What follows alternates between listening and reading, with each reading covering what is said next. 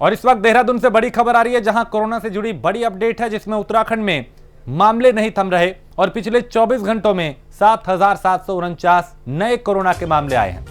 प्रदेश में एक्टिव मरीजों की संख्या 77,082 हो गई है। जांच के बाद 20,271 लोग कोरोना रिपोर्ट का इंतजार कर रहे हैं और 109 लोगों की जान जा चुकी है। 4,123 लोग अपनी जान गंवा चुके हैं। तो देहरादून में 2,352, हरिद्वार में 913, नैनीताल में 886 और इसी तरीके से अलग अलग जिलों से अलग अलग आंकड़े सामने आए, जो ये बता रहे हैं कि कोरोना के मामले फिलहाल थमते हुए नजर नहीं आ रहे। लॉकडाउन के बावजूद, कई तरह की पाबंदियों के बावजूद यहां हालात काबू में होते हुए नहीं दिख रहे। और पिछले पहाड़ जो हमेशा प्राकृतिक सुंदरता के लिए जाना जाता है, वहां पे भी अब कोरोना ने इस कदर कहर बरपाया है कि गांव गांव इससे त्रस्त है।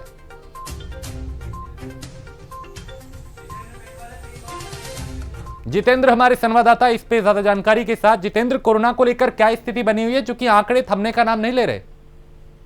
जी राजेश, कोरोना का जो भयावह तांडव है उत्तराखंड में जारी है और दिनों दिन जो है इनके आंकड़ों में संक्रमितों की बढ़ोतरी हो रही है। डेथ का जो रेशियो है वो भी दिनों दिन बढ़ता जा रहा है और देहरादून में जो कोरोना के संक्रमण की दर है वो 20% से ज्यादा है। इससे आप अंदाजा लगा लो, 1 मई से 11 मई तक हुई 3,68,792 सैंपल की जांच की, तो उसमें से जो संक्रमित आए वो 76,413 मामले आए, जबकि 1,390 लोगों की अभी तक प्रदेश में मृत्यु हो चुकी है इस कोरोना से। तो इससे अंदाजा लगाया जा सकता है कि कोरोना की क्या भयावह स्थिति उत्तराखंड में है। और अब मैदानी जिले तो इसकी चपेट में थे ही, लेकिन स्थिति अभी और गंभीर हो गई है क्योंकि पहाड़ी जिले जो हैं इसकी चपेट में आ गए हैं और 500 से 700 केस रोज के अब पहाड़ी जिलों से आने लगे हैं, जबकि वहाँ स्वास्थ्य की सुविधाएं इतनी समुचित नहीं है, डॉक्टर्स नहीं है, वैक्सीनेशन वहाँ प्रॉपर नहीं हो पा रहा है। वहां से जो ट्रांसपोर्टेशन है उसकी बड़ी दिक्कत है। अगर किसी को लाना भी है तो उसे अगर सड़क मार्ग से आता है तो उसे 2 से 3 दिन लग जाते हैं। हेली सर्विसेज की इतनी अच्छी पुख्ता व्यवस्था यहाँ है नहीं, कोई हेली एम्बुलेंसेज नहीं है। तो बड़ा सोचनीय और बड़ा भयावह मंजर आने की संभावना है। अगर ऐसी स्थिति रही, ऊपर वाला करे कुछ दिनों में राहत मिल जाए तो अच्छी बात है, नहीं तो अगर इसी रफ्तार से बढ़ते रहेंगे तो बड़ी दिक्कतों का सामना प्रदेशवासियों को करना पड़ सकता है। और जितेंद्र, जो हालात बने हुए हैं, चूंकि उत्तराखंड में पहले से ही जो स्वास्थ्य सुविधाएं हैं वो बहुत अच्छी नहीं है, वहां पे सवाल उठते रहे हैं कनेक्टिविटी को लेकर, डॉक्टर्स को लेकर, मेडिकल सुविधाओं को लेकर। ऐसे में कोरोना ने मुसीबतों को और बढ़ा दिया है। तो क्या शासन की तरफ से, प्रशासन की तरफ से कुछ ऐसे कदम उठ रहे हैं जिससे थोड़ी राहत मिले? हाँ, शासन प्रशासन अपनी तरफ से पुरजोर कोशिश कर रहा है, लेकिन सबसे बड़ी दिक्कत मैन पावर्स की है। स्वास्थ्य विभाग के पास इतने लोग नहीं है कि स्वास्थ्य विभाग प्रदेश को संभाल पाए, क्योंकि मैन पावर कम है, डॉक्टर्स की कमी है, नर्सिंग स्टाफ की कमी है। अब जब ये स्थिति है तो अब उपनल के माध्यम से जो है मेडिकल और पैरामेडिकल स्टाफ की भर्ती की सरकार सोच रही है। इससे आप अंदाजा लगा लीजिए क्या स्थिति होगी। एक एक कंपाउंडर, एक एक नर्सिंग स्टाफ के भरोसे उत्तराखंड के दूर दराज के गांवों में जो पीएससी सीएससी हैं वो संचालित किए जाते हैं, उनमें कोई परमानेंट स्टाफ नहीं है। उपनल और संविदा कर्मियों के भरोसे वो पीएससी और सीएससी चलते हैं। तो काफी बुरी स्थिति पहले से ही स्वास्थ्य की है और अब ये स्थिति है तो भले ही रणनीति बनाई जा रही है, कई नोडल अधिकारी तैनात कर दिए जा रहे हैं, अलग अलग जिम्मेदारियां दे दी जा रही हैं, लेकिन मेन ग्राउंड लेवल पे जिनको काम करना है वो तो जमीनी हकीकत वो है कि ग्राउंड लेवल पे काम करने वालों की जो मेन पावर है वो तो है ही नहीं। तो उसको अचानक से कैसे बढ़ाया जाएगा, उसके लिए क्या प्रक्रियाएं होंगी, ये सब कवायद भी शासन प्रशासन को करनी होंगी। और जितेंद्र, इस बार चूंकि गांव में भी जो कोरोना है वो अपना कहर बरपा रहा है, गांव भी अब सुरक्षित नहीं है, ऐसे में पहाड़ के गांव में तो और ज्यादा मुश्किल होगी। बहुत मुश्किलों का सामना करना पड़ रहा है राजेश। एक आशा कार्यकर्ती बेचारी जो हैं उनके भरोसे हैं, चाहे टीकाकरण हो, चाहे कोई भी व्यवस्था हो, गांव और ब्लॉक स्तर पे वो आशा कार्यकर्ती इन सब चीजों को संभालती हैं। कोई वहाँ मेडिकल का कोई स्टाफ नहीं होता है। मैं आपको बता रहा हूँ कि ब्लॉक मुख्यालय में तक व्यवस्थाएं नहीं है, गांव की तो आप बहुत दूर की बात है। न्याय पंचायत स्तर की तो बात बहुत दूर की है। मुख्यालयों पर स्थिति खराब, जो प्रदेश के जिले के मुख्यालय हैं उन पे स्थितियां ज्यादा बेहतर नहीं है, ब्लॉक लेवल पे बेहतर स्थितियां नहीं है। अभी लोग जो हैं, जो वैक्सीनेशन का काम चल रहा है उसमें 2-2 हजार 3-3 हजार रुपया गाड़ी बुक करके 15-15 20-20 किलोमीटर दूर जो है टीकाकरण के लिए जा रहे हैं। ऐसी स्थिति पहाड़ के गांवों की है जो हमारे सामने आती हैं। कल मैं आपको देहरादून के बगल धर्मावाला की बात करूं तो वहाँ 2 दिन अभी मुख्यमंत्री जी को टीकाकरण अभियान का हुआ है 18 से 45 वाला, और उन्होंने 2 दिन में ही वहाँ अपने सेंटर के बाहर बोर्ड लगा दिया है कि वैक्सीन खत्म हो गई है, इसलिए नहीं लग सकती।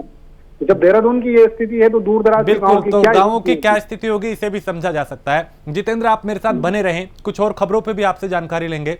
तो ये आलम है यहाँ, जहां पिछले 24 घंटों में 7,749 मामले सामने आए हैं और ये थमने का नाम नहीं ले रहे।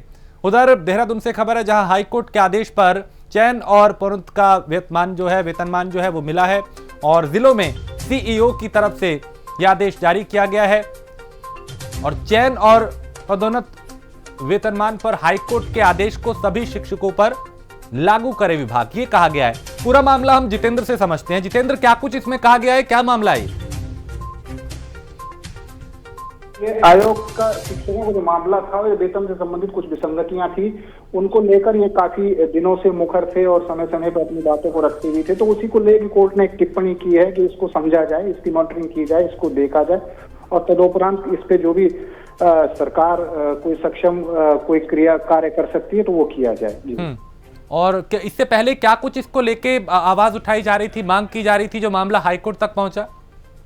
जिस समय समय पर ये लोग शासन प्रशासन को अवगत कराते रहते थे और अपने जो भी विसंगतियां हैं उनके बारे में शासन प्रशासन तक अपनी मांग को पहुंचाते रहते थे। तो जब काफी लंबा समय हो गया तो उसमें इनकी समस्याओं का निराकरण नहीं हो पा रहा है, उन विसंगतियों को दूर नहीं किया गया, शासन स्तर पर उन विसंगतियों को दूर नहीं किया गया, तो इनको कोर्ट की शरण लेनी पड़ी और कोर्ट से इनको ये आदेश मिला है। तो अब संभवतः इसमें कुछ समन्वय बैठ पाएगा। जी चलिए, आप जितेंद्र बने रहे मेरे साथ, क्योंकि अभी कई और दूसरी जानकारियां भी आपसे उत्तराखंड को लेकर हमें चाहिए। और इस वक्त ये बड़ी खबर है जहां हाईकोर्ट के आदेश पर चयन और पदोन्नति का जो फरमान है वो दिया गया है। देहरादून से खबर है जहां कोरोना की वजह से फ्लाइट में कमी आई है। देहरादून हवाई अड्डे पर हवाई ट्रैफिक बेहद कम हुआ है, यात्रियों की संख्या में भारी कमी आई है। पहले के मुताबिक आधे की संख्या में सफर कर रहे हैं यात्री। जितेंद्र लगातार हमारे साथ बने हुए हैं। जितेंद्र, न सिर्फ हवाई यात्रा बल्कि रेल यात्रा, बस यात्रा और तमाम यात्राएं जो हैं वो प्रभावित हुई हैं कोरोना के चलते। यहां पे क्या कुछ जानकारी आपके पास? जी देखिए, जाहिर सी बात है कि जब महामारी पूरे देश में एक तरफ फैली हुई है तो लोगों का आवागमन भी रुका है। समय समय पर सरकारें जो है गाइडलाइंस भी जारी करती है, एसओपीज भी जारी करती हैं। 12 बजे तक का समय आवाजाही के लिए रखा गया है, उसके बाद जो है कोरोना कर्फ्यू यहाँ लग जाता है। तो ऐसे में स्वाभाविक है कि आने जाने वाले लोग भी घर से निकलने से पहले कई बार सोचते हैं कि अगर हम घर से बाहर निकलें तो कहीं फंस ना जाएं, कहीं किन्हीं दिक्कतों का सामना न करना पड़े। अगर कोई प्राइवेट व्हीकल से भी आना चाहता है तो उसके भी जो आपकी राज्य की बॉर्डर्स हैं उन पे आपको चेकिंग होगी, वहाँ आपके टेस्ट होगा, उसके बाद आपको एंट्री दी जाएगी। तो काफी कठिनाइयों से लोगों का आजकल सफर कठिनाई भरा हो चुका है। बहुत इमरजेंसी है तो तभी आदमी घर से बाहर निकल रहा है, क्योंकि कोरोना ने ऐसा कहर बरपा रखा है कि आदमी घर से बाहर निकलेगा तो कोई गारंटी नहीं है वो शाम को सुरक्षित घर वापस आएगा। वो कहीं ना कहीं से संक्रमण लेके आएगा और खुद तो संक्रमित होगा, अपने परिवार के सदस्यों को और संक्रमित कर देगा। तो इस डर की वजह से आवाजाही में बहुत कमी आई है, चाहे वो हवाई सेवाएं हों, चाहे रेल सेवाएं हों, चाहे बस सेवाएं हों, चाहे प्राइवेट व्हीकल्स हों। जी पिछले दिनों से लगातार संख्या घटती जा रही है और इस बार तो उत्तराखंड में बड़ा अजीब सा दृश्य देखने को मिल रहा है, क्योंकि ये महीने वो होते थे तो जब 4 धाम यात्रा अपने चरम पर होती थी और उत्तराखंड में सैलानियों का तांता लगा होता था। लेकिन अभी प्रकृति ने ऐसा कहर बरपाया है कि दूर दूर तक कोई दिखाई नहीं दे रहा है और एक सन्नाटा भरा जो वातावरण है पूरे प्रदेश में देखने को मिल रहा है। जी चलिए जितेंद्र, आप मेरे साथ बने रहे। तो हवाई यात्रियों की जो संख्या है वो भी यहाँ पे बेहद कम हुई है। देहरादून मसूरी रोपवे का रास्ता जो है वो साफ हुआ है और जमीन देने पर केंद्र ने मोहर लगा दी है। पुरकुल गांव से लेकर मसूरी लाइब्रेरी तक रोपवे बनेगा। विश्व का 5वां सबसे लंबा mono cable detachable passenger ropeway ये होगा और 5580 मीटर लंबा होगा रोपवे। 285 करोड़ की अनुमानित लागत से यह रोपवे तैयार होगा। ज्यादा जानकारी जितेंद्र देंगे। जितेंद्र, विश्व का 5वां सबसे लंबा रोपवे तैयार होने की तैयारी की जा रही है। जी देखिए, मसूरी उत्तराखंड का एक ऐसा पर्यटक स्थल है जो देश ही नहीं बल्कि विदेशों में भी प्रसिद्ध है। देश के पर्यटक तो उत्तराखंड आते हैं, वो मसूरी जरूर जाते हैं, और विदेशों से भी जो पर्यटक इंडिया आते हैं वो भी मसूरी का रुख जरूर करते हैं। देश की जो नामचीन हस्तियां हैं उनमें से बहुत कम लोग ऐसे होंगे जो उत्तराखंड आए और मसूरी न जाएं। तो एक फेमस टूरिस्ट डेस्टिनेशन होने के कारण काफी लंबे समय से यहाँ स्थितियां ये देखी जाती थी कि उसका खाली रास्ता देहरादून से ही मसूरी या तो टिहरी से होते हुए मसूरी, दो ही रास्ते थे। लेकिन वो रास्ते बड़े सांकरे थे, पहाड़ी मार्ग था, बड़ा लंबा लंबा जाम लग जाता था। कभी कभी तो पूरे पूरे दिन जो है देहरादून से और मसूरी का रास्ता जाम रहता था, इतने पर्यटक बढ़ जाते थे गर्मियों में। उन्हीं सब चीजों को देखते हुए एक नया जो उसका रास्ता था वो तलाशा गया, और मसूरी रोपवे जो है, जो पुरकुल गांव से और मसूरी तक का था, उसके लिए एक निरीक्षण करके उसकी डीपीआर बनाई गई। काफी पुराने लंबे समय से इस पे काम चल रहा था। तो आखिरकार अब जो है इसका जो रास्ता है वो साफ हो चुका है, और जो केंद्र सरकार है उसमें उनकी कुछ जो भूमि थी जो केंद्र सरकार को स्थानांतरित राज्य सरकार को करनी थी, उसका भी रास्ता साफ हो गया है। और ये पुरकुल गांव से लेके मसूरी जो लाइब्रेरी है वहां तक ये रोपवे बनेगा, और विश्व का सबसे लंबा mono cable detachable passenger ropeway ये बनेगा, जो 5,580 मीटर लंबा होगा। चलिए, बिल्कुल एक राहत होगी यहाँ पे उन पर्यटकों के लिए जो देश विदेश से यहाँ आते हैं। बहुत शुक्रिया जितेंद्र जानकारी के लिए। आगे बढ़ते हैं देहरादून से खबर, जहां मौसम विभाग ने अलर्ट जारी किया है। बारिश और बर्फबारी की चेतावनी दी है। उत्तरकाशी, टिहरी, रुद्रप्रयाग में तेज बारिश हो सकती है। इसके अलावा पौड़ी, अल्मोड़ा, नैनीताल, पिथौरागढ़ में भी बारिश की संभावना जताई गई है। प्रदेश के और भी कई इलाकों में तेज बारिश और बर्फबारी हो सकती है। तो मौसम विभाग ने यहां अलर्ट जारी किया है, और इससे पहले भी मौसम कई बार यहां पे यू टर्न ले चुका है। कभी तेज हवाएं, कभी बारिश, कई जगह बादल फटने की खबरें आई, लेकिन अब मौसम विभाग ने एक और अलर्ट जारी किया है जिसमें बारिश और बर्फबारी की चेतावनी जारी की गई है।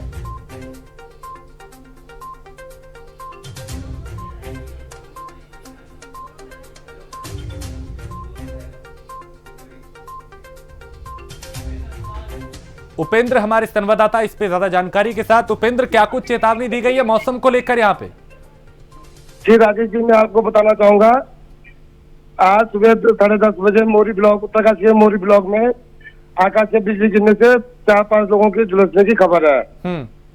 और सुबह से लगातार यहाँ पर उत्तरकाशी डिस्ट्रिक्ट में बारिश हो रही है, और उछले इलाकों में बर्फबारी भी हो रही है। हाँ। और कब तक ये बारिश की संभावना जताई गई है कि आगे जारी रहेगी? कितने दिन इस तरीके का मौसम रहेगा? मौसम विभाग की जानकारी के अनुसार ये बारिश अभी 1 आध दिन और रहेगी, और जो अभी भी लगातार चल रही है। चलिए, बहुत शुक्रिया उपेंद्र जानकारी के लिए। तो उत्तरकाशी, टिहरी और कई दूसरी जगह, कई दूसरे ऐसे जिले जहां पे बारिश की संभावना जताई गई है। उधर मोरी ब्लॉक में आकाशीय बिजली गिरने से 5 लोग इसमें घायल भी हुए हैं, और सूचना मिलने पर रेस्क्यू टीम एम्बुलेंस लेकर मौके पर पहुंची। सभी घायलों का फिलहाल अस्पताल में इलाज चल रहा है।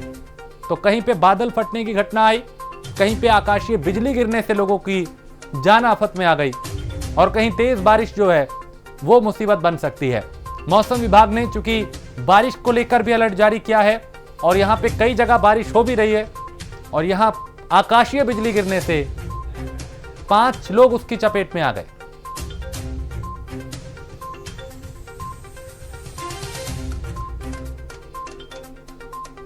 तो सूचना मिलने पर रेस्क्यू टीम एम्बुलेंस लेकर मौके पर पहुंची, और सभी घायलों का इलाज अस्पताल में चल रहा है।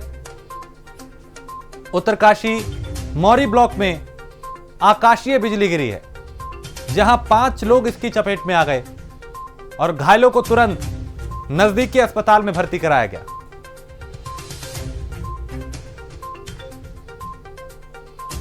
तो कहीं बादल फटने से लोगों के लिए मुसीबत बढ़ गई, कहीं तेज बारिश की वजह से, कहीं पे आकाशीय बिजली गिरने से।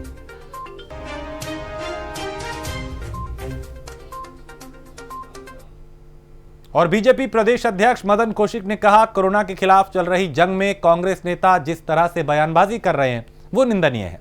सेवा ही संगठन के तहत बीजेपी कोरोना काल के दौरान काम कर रही है। इस दुख की घड़ी में लोगों ने अपनों को खोया है और बीजेपी ने अपने कई कार्यकर्ता खोए हैं। इस दौरान उन्होंने सभी को श्रद्धांजलि दी और कहा, सभी के परिवार के साथ हमारी सांत्वना है और ईश्वर परिवार को हिम्मत दे। तो उन्होंने कहा कि ऐसे मामलों पे राजनीति नहीं होनी चाहिए।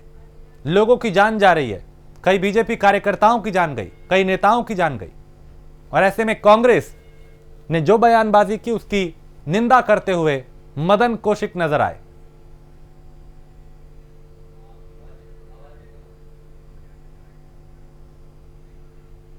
तो मदन कौशिक यहां पे कांग्रेस को घेरते नजर आए और कहा कि जिस तरह की बयानबाजी कांग्रेस नेताओं की तरफ से इस महामारी को लेकर की जा रही है वो निंदनीय है।